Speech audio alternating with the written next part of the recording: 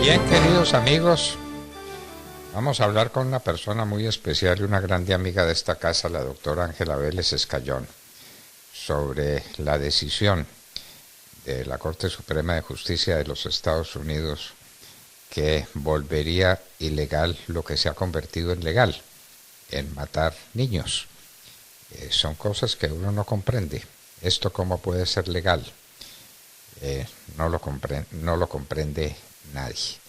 ¿Y quién puede comprender lo que ha dicho la OMS? Que el aborto practicado en un sitio muy aseado, muy decente, con muy buenos cirujanos, un procedimiento atroz para matar la vida de un niño, supone salvar vidas. Era lo último que faltaba, que el aborto salve vidas. Doctora Ángela Vélez Escayón, muy buenos días. Buenos días, doctor Fernando. Qué gusto estar nuevamente con usted, con Demar, con toda su mesa y con toda su audiencia. ¿Cómo está? Pues muy bien y esperanzados con esta sentencia que viene de la Corte Suprema de Justicia de los Estados Unidos para declarar ilegal lo que ha sido legal durante 50 años, que ha producido, según nos contaba ayer un amigo suyo y nuestro, la muerte de 60 millones de niños. Escuchen bien, 60 millones de niños. Por aborto, solo en los Estados Unidos han muerto más personas que en toda la Segunda Guerra Mundial. Pero como son niños que no se quejen y que no pueden salir con pancartas y que no pueden escribir sus memorias, entonces no cuentan en esta estadística. Su parecer, doctora Vélez Escayón. Pues esto es un fallo que llevamos esperando pues muchos años todos los que trabajamos en esta lucha, ¿no? Porque sabíamos que la única manera de regresar ese fallo horrible, ese fallo que ha sido una tragedia para Estados Unidos y que fue un precedente nefasto para todos los otros países, incluidos nosotros. Obviamente sabíamos que se necesitaba que se conformara una Corte Suprema, pues sí, tal vez conservadora en el sentido de que fuera una corte donde hubieran unas personas que no estuvieran ideologizadas, que fueran capaces de mirar con seriedad este tema y adentrarse en la verdad de lo que fue este fallo. Entonces, el presidente Trump, que cumple todo lo que prometió en campaña y se alinea totalmente en la defensa de la vida del no nacido, pues escoge muy bien, porque además de no solamente ser magistrados pro vida los que él puso o logró nominar y fueron nombrados en la corte, que son la magistrada Coney Barrett y el magistrado, no me acuerdo el nombre ahorita, se me escapa. El otro magistrado, pues ambos eran personas muy buenas, con una hoja de vida sin tacha en su trabajo, en toda su carrera como jueces, sino que además claramente tenían muy claro este tema. Entonces, pues estamos muy felices. Obviamente lo filtraron con la intención de hacer presión, va a ser muy duro para ellos. Usted sabe, como le hemos hablado muchas veces, que detrás de esta industria pues, hay muchísimo dinero, muchísimos intereses políticos, pues tanto que la OMS, que está privatizada prácticamente hoy en día, o sea, no es que sea un organismo independiente y público que realmente rinda, su objetivo sea trabajar por todo el mundo en igualdad de condiciones. Eso desafortunadamente no es cierto, pues tiene interés en que este fallo no salga. Entonces, pues felices porque además va a ser un precedente muy importante para todos nosotros, y peor en Colombia con la situación tan terrible en la que estamos, pues que hemos llegado a que los peces sí son seres sintientes y no se puede hacer pesca deportiva, más los ríos, más los animales, pero eso sí, el bebé no nacido de 4 semanas no tiene ninguna protección, y al contrario les parece muy bien que seguramente para el bebé no nacido es una delicia que lo desmembren y lo saquen a pedazos o le inyecten y le den un infarto por medio de una inyección o lo quemen en vivo adentro del vientre. Todo eso les parecerá pues muy bonito. Entonces, realmente es muy emocionante. Hay que hacer mucha oración, doctor Fernando, invito a la audiencia para que estos magistrados puedan seguir firmes, los 5 magistrados que seguramente votarían a favor de este fallo, y podamos empezar a ver un poquito luz al final del túnel de esta gran tragedia que hay en la humanidad desde hace tantos años. Nos hablaba un gran amigo suyo y nuestro ayer y nos decía que está comprobado que después de la sentencia que se trata de reversar, han muerto por aborto 60 millones de niños, es decir, más personas de todas las que murieron en la Segunda Guerra Mundial. ¿Usted tiene noticia de esa cifra? Sí, esa es la cifra que manejamos, que siempre hemos manejado, ha ido aumentando. La primera vez que usted me entrevistó a mí, que fue hace como 4 años, hablábamos de 55 millones de seres humanos. Hoy en día, como hay unos registros, el movimiento Provida en Estados Unidos es muy sofisticado, muy bien organizado, y ya se tiene un registro diario, son más o menos 2.000 y pico de niños que se mueren diariamente, son asesinados diariamente. Entonces esa es la cifra y yo pienso que podría ser más. Inclusive se habla de 1.900 millones de seres humanos en el mundo asesinados desde... En el Reino Unido se aprobó en el 68 más o menos el aborto. Si uno recoge lo de todos los países, y esas son cifras que se han recogido, pueden haber muchos más.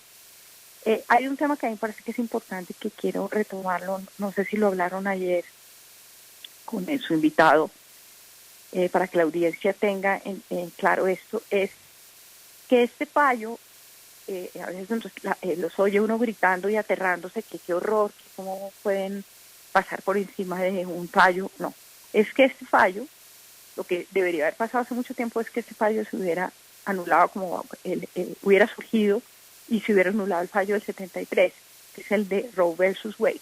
¿Por qué?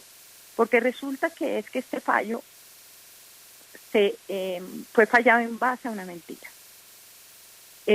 Como sabían perfectamente quienes estaban detrás de legalizar el aborto en Estados Unidos, que era muy difícil hacerlo y que no lo iban a poder hacerlo por medio del Congreso, como nunca lo han podido hacer prácticamente en ningún país, muy raro, y menos en ese año y en ese momento en Estados Unidos, decidieron utilizar y desmontar a un caso de una mujer se llama Norma McCoy, era una mujer muy pobre, que vivía en unas condiciones, drogadicta, tenía 2 niños, queda esperando el tercer niño, cada uno de un papá diferente, una situación muy complicada, una mujer muy vulnerable.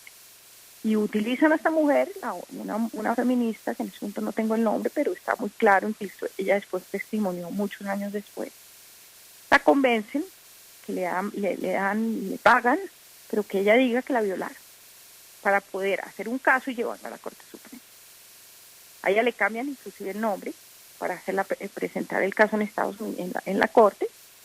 Dicen que la violaron y finalmente se aprueba el aborto en Estados Unidos. Ella nunca aborta, ni siquiera. Ella tiene su hijo, y ella, una de sus grandes tragedias, cuando ella, unos años después, se da cuenta un poco de lo que pasó y tiene un proceso un poco de conversión, ella se dedica la mayor parte de su vida, ella murió hace unos 2 o 3 años, a ser un líder, un activista pro vida y a contar la verdad de lo que pasó.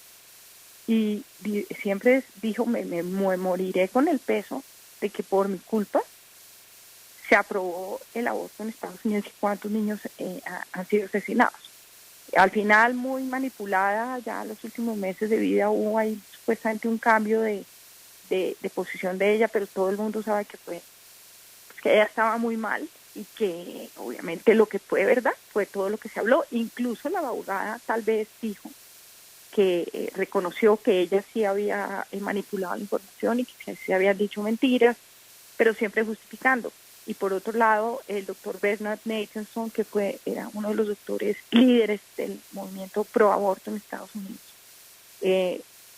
que murió también hace unos 5 años, él en los años 80, desde el 73 o antes, pues estuvo muy dedicado a esto, fue partícipe de cómo se engañó a la opinión pública americana por medio de encuestas, amañadas, diciendo cómo lo hacen acá, que tanta gente ya está de acuerdo con el aborto, para ir ablandando a la pública, porque eso es toda una estrategia, un litigio y una estrategia de comunicaciones impresionante. Y cuando él también llega un momento en los años 80 que aparece el ultrasonido y se da cuenta realmente que dentro del vientre de la madre pues está el bebé no solamente completamente formado, el dolor que el bebé siente, él entiende lo que está haciendo, entra en un estado personal muy difícil, y de ahí en adelante, hasta que muere como a los 80 y pico años, hace como unos pocos años, dedica su vida a contarle al mundo la verdad de él. E incluso se paraba en las conferencias que daban en muchas partes del mundo, decía, me presento, soy Bernard Nathanson, soy el asesino más grande que hay en la humanidad, yo he asesinado tantas personas. Y cuenta cómo era la estrategia. Entonces, digamos que para que no se aterren tanto, la gente entienda, esto tenía que haber pasado hace mucho tiempo, porque simplemente es tumbar un genocidio, tumbar el instrumento para este genocidio y tumbar una cantidad de mentiras que un país decente como Estados Unidos pues no podría seguir teniendo. Y menos ahora, con toda la información que hay de la ciencia, con todo lo que hay, todo lo que abunda de información sobre el impacto en la mujer, desde la psicología, bueno, todos los elementos que hay, cualquier juez decente, así no sea un juez conservador, con un mínimo de objetividad, de decencia, de querer ser de querer hacer su labor como es el juez, total objetividad y justicia, donde mire toda la información recabada, no tendría otra manera que hacer lo que va a hacer la Corte, que es pues anular este fallo, quitarlo como precedente y liberar a todos los estados para que puedan imponer como quieran y reglamentar el tema del aborto. Encomendemos a Dios a estos magistrados e impidamos el asesinato de inocentes. Así es lo que corresponde, porque el aborto es el asesinato de un inocente. No como dice la Organización Mundial de la Salud, que el aborto bien practicado salva vidas. El aborto es para sacrificar vidas, las vidas de los seres más inocentes que hay en la creación, los niños que están por nacer. Doctora Ángela Vélez Escayón, muchísimas gracias por acompañarnos en la Hora de la Verdad. Doctor, muchas gracias a usted por la invitación y que esté muy bien.